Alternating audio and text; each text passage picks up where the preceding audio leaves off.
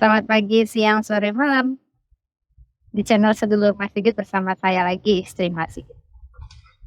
Ini obrolan Pan 2 ya. Obrolan Pan 2 melanjutkan perbincangan kita di awal tadi.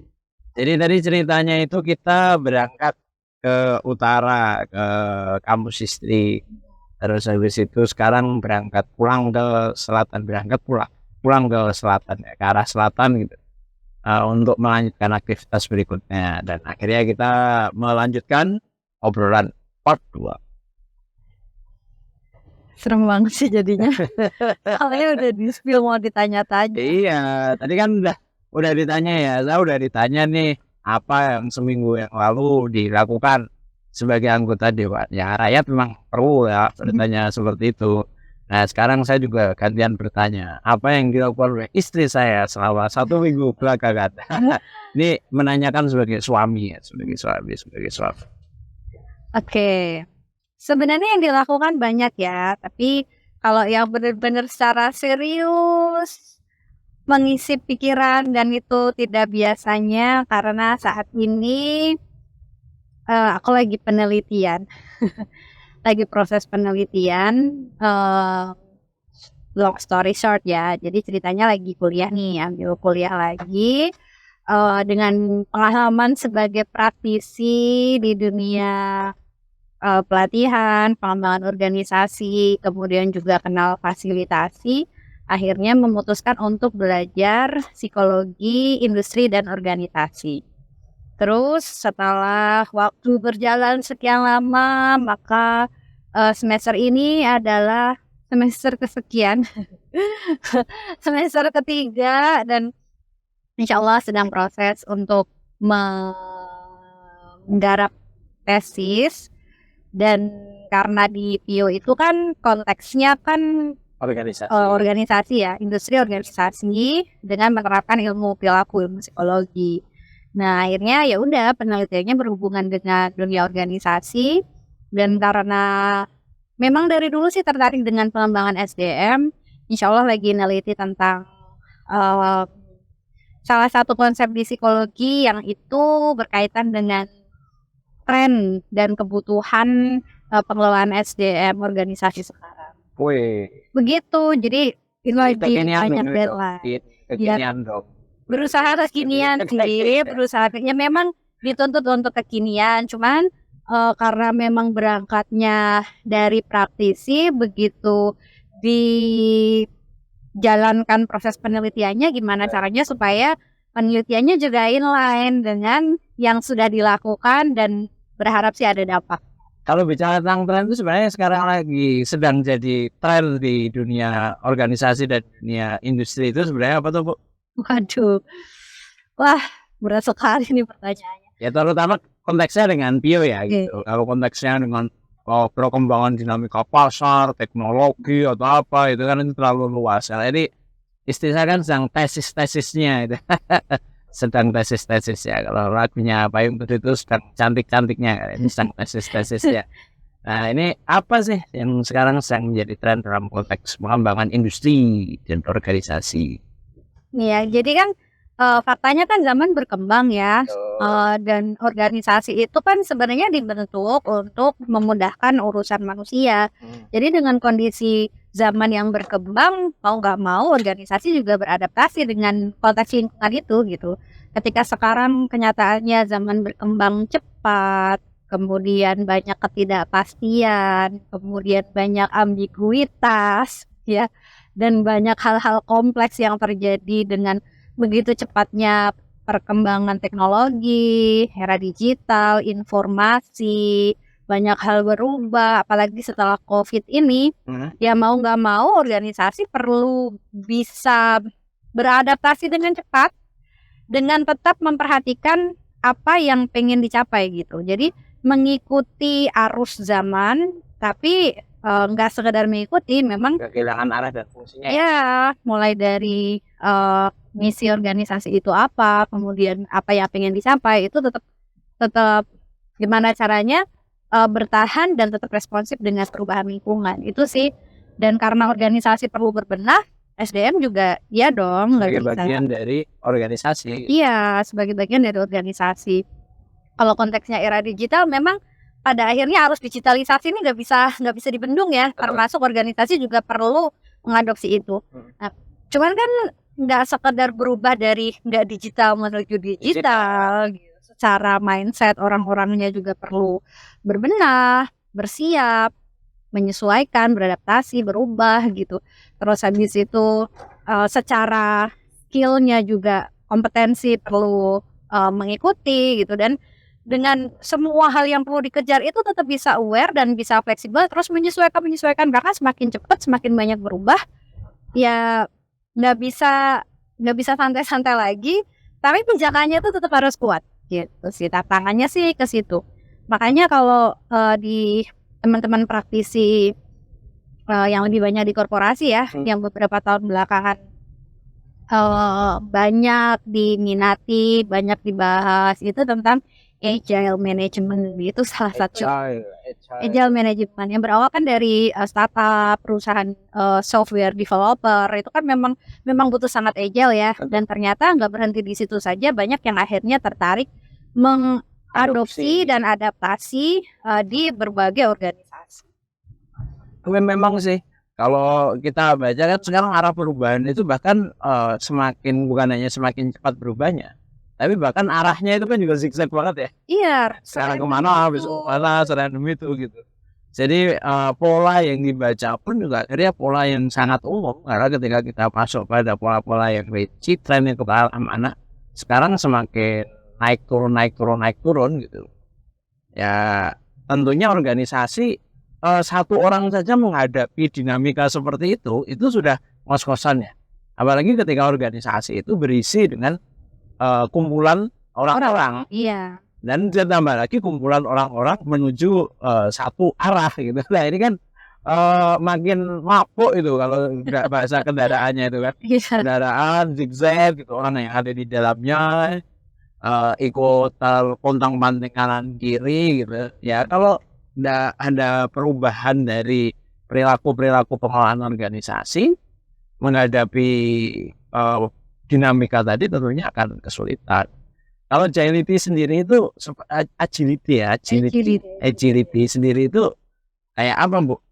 Yang diperlukan dalam konteks industri dan organisasi. Sebenarnya banyak konsep sih terkait dengan agility, entah itu agility pada organisasinya itu sendiri gitu ya, organizational agility, atau mungkin yang berhubungan dengan sistem atau manajemennya, struktur gitu ya, organisasinya. Organisasi yang ideal berbeda dengan dulu gitu. Iya, lebih dinamis lah gitu perubahannya.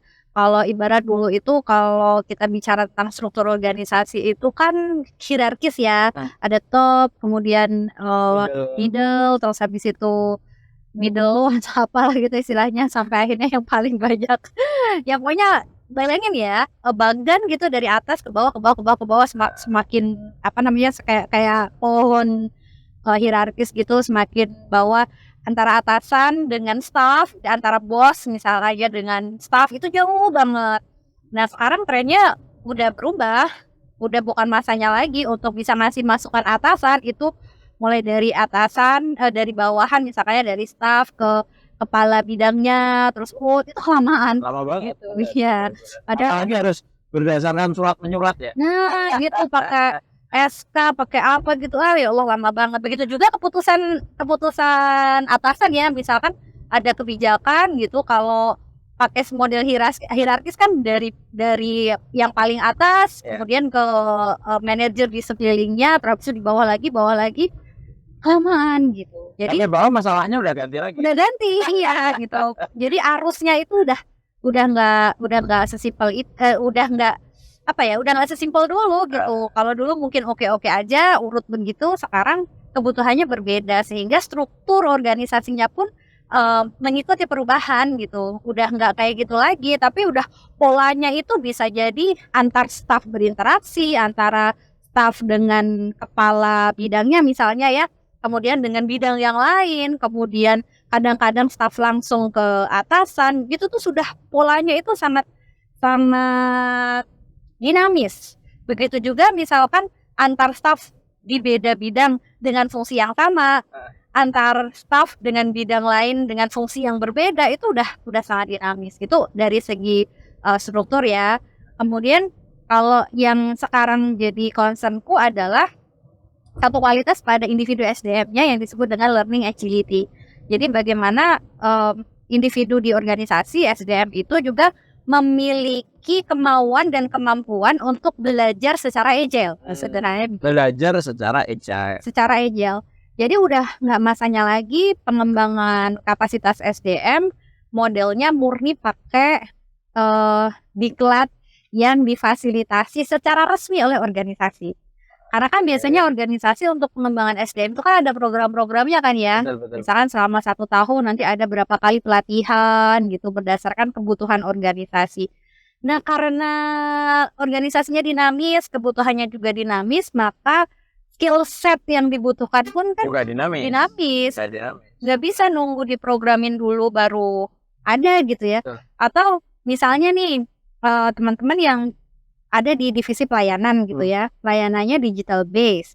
Kemudian keluhan pelanggan masuk terus nih, feedback dari pelanggan masuk terus gitu. Sementara untuk bisa menyelesaikan itu, ini belum ada trainingnya gitu. Kalau berdasarkan program dari bidang SDM misalnya ya, ini trainingnya baru bisa dijadwalkan akhir tahun, padahal kebutuhannya Apalagi ketika itu harus diselenggarakan klasikal ya. Klasikal gitu. Kebutuhannya kan beda banget. Bisa jadi ya itu tadi nanti begitu diselenggarakan akhir tahun masalahnya udah berbeda. Terus teknologinya sendiri juga udah berkembang, udah nggak cocok lagi gitu. Jadi ya memang mau nggak mau salah satu yang didorong gimana caranya supaya SDM ini juga mau belajar secara mandiri, terus nggak ragu-ragu untuk mencoba, terus kayak ini loh bayangannya tuh kayak anak-anak gitu ya, kalau sebagai native digital itu kan dia nyoba gitu nggak takut salah gitu ya, belajar dari pengalamannya. Oh ternyata diginiin salah nih, cari cara lain. Oh ternyata begini nih gitu. Jadi dalam konteks berbeda itu seorang SDM di organisasi perlu punya kualitas itu. Dan ini kabar baiknya ya, ini bisa diusahakan. Maksudnya bukan sesuatu yang bersifat bawaan gitu ya. Jadi ada orang yang ini bawaan lahir itu bisa sudah agile gitu ya. Saya punya teman yang kayak gitu, namanya Ibrahim Agile. Ibrahim Agil. Emang namanya Iya. Agil gitu. Jadi ya udah punya Agil gitu. Ya namanya Ragil ya. Bisa ada anak namanya Ragil ya. Saya otomatis agile sejak lahir gitu. Agil sejak Agile. Ya itu bukan sesuatu yang sifatnya bawaan dan tidak bisa berubah atau yang berhubungan dengan trait ya. Tapi sesuatu yang bisa ditingkatkan. Nah, jadi bahkan tentang learning agility sendiri bisa dipelajari ya? Bisa. Jadi sebagai sebuah konsep psikologi dia bisa diukur satu gitu ya, bisa diukur untuk apa ya, katakanlah mengkuantifikasi lah, mengobjektifkan sebenarnya ini seseorang itu sudah cukup agile belum sih gitu ya. Kemudian ketika sudah tahu dan melihat bahwa itu penting, ada loh faktor-faktor yang itu bisa mempengaruhi learning agility seseorang yang itu bisa dimasukkan ke dalam kurikulum pengembangan SDM-nya. Nah, ini ranahnya peneliti di sini nih gitu, bagaimana secara empirik mencari cara untuk bisa meningkatkan itu dalam konteks yang kolektif secara kelas. Karena mungkin beda konteks akhirnya akan berbeda metode penerapannya ya. Sangat berbeda. Dengan basis teori yang sama gitu, tapi beda konteks, ketemu dengan orang yang berbeda, bentuk organisasi yang berbeda, bidang yang berbeda, tantangan yang berbeda, itu kebutuhannya tentunya akan berbeda juga. Sangat berbeda. Ini cara gampang ya. Ini kan Bapak kan di pemerintahan ya. Siapa Bapak? Bapak kan di pemerintahan ya. Ada SDM organisasi pemerintahan yang namanya ASN gitu kan. Itu sama-sama karyawan nih. Ya, benar. Kemudian di sisi lain ada juga sama-sama karyawan di perusahaan swasta. Perusahaan swasta juga nanti beda-beda ya. Misalkan katakanlah perusahaan startup lah yang agak ekstrim gitu sekalian gitu. Meskipun sama-sama lulusan universitas tertentu, kemudian dari angkatan tertentu dalam artian secara karakteristik generasi, misalnya dia sama-sama generasi milenial, ternyata Mereka udah punya skill set awal yang sama gitu, ya karakteristik generasi yang sama, skill set yang sama, ketika masuk ke organisasi dengan karakteristik konteks yang berbeda, pada akhirnya tantangannya kan juga berbeda gitu. Gitu sih yang dipelajari gitu. Ya, dunia pemerintahan itu sebenarnya juga sudah mulai menyadari. Iya. mulai ya OTW gitu. Kenapa? Karena memang kita juga ngerasain gitu. Kalau seumpama di luar sana untuk belajar secara agile itu diperlukan, di pemerintahan kan juga diperlukan. Nah, lebih lagi kalau semua menunggu fasilitasi di pemerintah itu kan pelanggaran Lebih lama lagi dan lebih ketat ya. lebih lama dan lebih ketat. Didesain untuk seketat itu. Kalau di Kabupaten Bantul sendiri itu kan ada ya model-model pelatihan yang langsung diselenggarakan oleh BKPSDM. Tapi terus kemudian di sisi yang lain waktu pembahasan anggaran itu kita memasukkan alokasi untuk proses belajar diklat bagi ASN di luar diklat yang secara langsung diselenggarakan oleh BKPSDM. Ya. Pengiriman gitu. Nah, ini nggak usah nunggu klasikal ya gitu. Jadi misalkan ya dari kampus tertentu gitu. Misalkan kita bicara konteks pendidikan. Terus kemudian di Jogja ada UNY nih, atau di Bantul ada UPY, Universitas PGRI Yogyakarta. Dalam konteks pendidikan, mereka ingin menyelenggarakan satu pelatihan untuk penulisan karya ilmiah, kan kayak gitu. Nah, ini sebenarnya bisa difasilitasi agar nanti ASN yang berminat untuk mengikuti pelatihan tersebut itu pertama bisa mendapatkan fasilitasi dari pemerintah daerah. Terus kemudian yang kedua, karena ini fasilitasi resmi dari pemerintah daerah, ini juga nanti bisa dinilaikan di dalam konteks nilaian kinerja gitu. Jadi kalau di pemerintah itu kan kadang-kadang belajar nggak diakui ya. Kadang-kadang udah belajar bener aja nggak diakui kan, kayak gitu.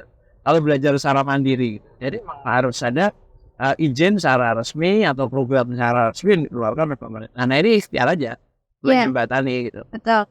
Nah sebenarnya yang difasilitasi resmi pun tetap perlu ya. Itu juga penting, program pengembangan SDM yang terencana sesuai dengan analisis kebutuhan dan tujuan pemerintah. Misalkan pemerintah daerah kan punya prioritas apa yang akan dicapai.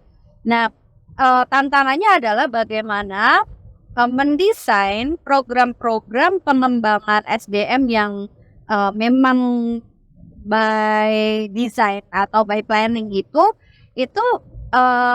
impact-nya itu juga akhirnya terbawa pada kualitas SDM yang nggak sekedar menunggu difasilitasi gitu. Betul. Sebenarnya tantangannya gini nih, ini yang masuk ke satu dimensi agility juga, learning agility, ya itu namanya result agility. Bagaimana seseorang itu memiliki kemauan atau kecenderungan dan kesiapan untuk mengupayakan hasil di atas yang seharusnya. Oke. Tuh, misalnya nih, kan kalau di pemerintah kan sebenarnya kan asal tidak melanggar hukum kan nggak apa-apa gitu. Tapi kadang-kadang di proses studi pendahuluan yang aku jalani ini ketemu dengan orang yang yaudah yang penting menggugurkan kewajiban itu selesai, dan itu tidak salah secara aturan. Padahal ya tentu yang kita harapkan ketika ada pilihan untuk ngasih lebih dari itu bagus gitu. Karena kadang-kadang gini nih, dalam banyak kasus gitu ya, sudah mulai bermunculan pemimpin-pemimpin transformatif yang aware dengan hal ini. Kemudian mereka pemimpin transformatif ini sudah siap untuk memunculkan inovasi-inovasi kan gitu ya. Di ASN kan ada juga ya ada tantangan untuk berinovasi gitu. Tapi kadang-kadang muncul pergolakan itu dari internalnya sendiri gitu. Ya, karena tentunya inovasi tadi itu pasti akan membawa dampak ikutan kerja lebih, kerja yang tidak kerja yang tidak biasanya, dia hal yang baru, belajar hal baru gitu ya. Karena memang inovasi itu kan ya kelelahannya kayak gitu. Apalagi inovasi ini kan semacam pedang bermata dua. Bisa jadi dia akan bawa impact positif, tapi bisa jadi juga dia akan membawa impact yang belum teruji gitu. Saya nggak mengatakan belum berhasil, belum gagal juga gitu. Ada banyak dari situ yang penting nggak gagal lah. Yang penting nggak gagal. Yang penting kita tidak disalahkan. Ini memang kultur yang akhirnya menghambat munculnya inovasi tadi. Jadi bahkan dalam result pun itu juga agility perlu ya. Jadi bukan hanya sekedar mengejar hasil yang biasa-biasa. Karena if the best is excellent, good is not enough. Tadi balik ke ini ya tentang kemungkinan pisau dua mata pisaunya inovasi itu ya. Itu juga bagian dari agility loh, kesiapan dengan berbagai kemungkinan gitu. Perubahan itu kan nggak mesti berhasil, kadang-kadang tidak berhasil juga. Cuman bagaimana menyikapi ketidakberhasilan itu juga bagian dari kualitas si individu itu tadi, yang itu juga ada pengaruhnya dari lingkungan. Nah terus sampai mana sih? Kaget ada yang nyalip. Habis itu misalnya tentang perubahan. Kadang-kadang nih karena kita tidak siap dengan perubahan, seringkali begitu ada perubahan itu seolah-olah segala sesuatu itu jadi pasti lebih sulit. Padahal ada kemungkinan juga perubahan itu lebih mudah, lebih efisien, dan kita juga yang ringan dengan hasil yang lebih, effort yang lebih minimum. Nah, kalau tidak punya agility, learning agility, khususnya ini namanya change agility ya. Ini kita kadang-kadang itu udah antipati dulu gitu loh. Gitu ya. Kayaknya bakalan susah, padahal belum tentu, bisa jadi itu lebih mudah. Nah, ini yang harapannya sih ya sebagai peneliti di bidang psikologi. Ini bisa menjadi concern ya. Dalam pengembangan SDM gitu ya, kesiapan untuk menghadapi perubahan secara mental gitu, secara sikap, kemudian juga yang nanti akan diikuti dengan perilaku yang mendukung itu. Ini sudah ada 3 agility yang disampaikan. Learning agility, terus kemudian ada result agility, terus kemudian ini ada change agility, ada mental agility. Mental agility gimana lagi, Bu? Ya, kalau change agility itu berhubungan dengan kemauan kita untuk menyongsong perubahan gitu ya. Kalau mental agility itu bagaimana secara kognitif kita itu siap untuk mengelola hal-hal yang kompleks gitu. Jadi misalnya, wah ini ketika melakukan hal baru, ya ketika kita beradaptasi, otomatis kan yang dikelola mulai dari pikiran dulu nih, ini kan banyak ya. Nah ini bagaimana secara mental kita siap dengan itu mental agility gitu ya, siap belajar gitu, siap mengeluarkan effort lebih untuk mencari informasi gitu kan. Kadang-kadang butuh kemauan ya, gitu, butuh kemauan yang belum tentu itu rumit gitu. Kadang-kadang mencari informasi kan kita nyari dari gawai kita sendiri aja sebenarnya bisa gitu, atau kita tanya ke orang. Terus ada satu lagi namanya people agility. Jadi itu kayak dimensinya learning agility itu di bawahnya ada dimensi-dimensi gitu lah. Yang itu menjelaskan keempat-empatnya itu membangun learning agility itu sendiri. Kalau people agility gimana? Bagaimana seseorang itu aware siapa dirinya dan juga siap untuk bekerja sama dengan siapapun. Aware siapa dirinya dan siap bekerja sama dengan siapapun. Iya. Jadi ketika seseorang interpersonal betul. Jadi seseorang yang agile itu bukan berarti dia mesti bisa apa-apa gitu. Bisa semua hal itu enggak. Tapi dia sadar betul dia itu siapa, dia punya kompetensi apa, dia bisa mengusahakan apa, dan dia siap untuk berkolaborasi dengan siapa aja. Jika orang lain bisa, kenapa harus kita? Ya, lebih ke ya ini siap bermitra gitu ya, kesiapan berkolaborasi. Dan yang namanya kolaborasi itu karena berkaitan dengan banyak orang kan tentu nggak simpel ya. Betul. Dan itu Butuh banyak penyesuaian, sinkronisasi, lapangan hati, lapangan gitu ya. hati. Kemudian butuh usaha ekstra untuk menyamakan frekuensi ya, sinkronisasi itu tadi gitu. Jadi ya mungkin sudah saatnya ya pengembangan SDM termasuk di pemerintahan menyasar ke arah sana gitu. Karena kan kadang-kadang menurut saya nih Pak, karena yang namanya soft skill ini kan masuk ke soft ya, nggak kelihatan gitu. Beda dengan keterampilan programming gitu ya, atau penyusunan apa sih biasanya sih, keterampilan apa sih? Akuntansi gitu misalnya ya. Ini kan nggak kelihatan kualitasnya, dan ya kadang-kadang karena nggak terlihat jadi kurang begitu diperhatikan. Jadi dengan harapannya kan kalau seumpama kita agility-nya itu nggak hanya sekedar agile gitu, nggak hanya asal lincah saja.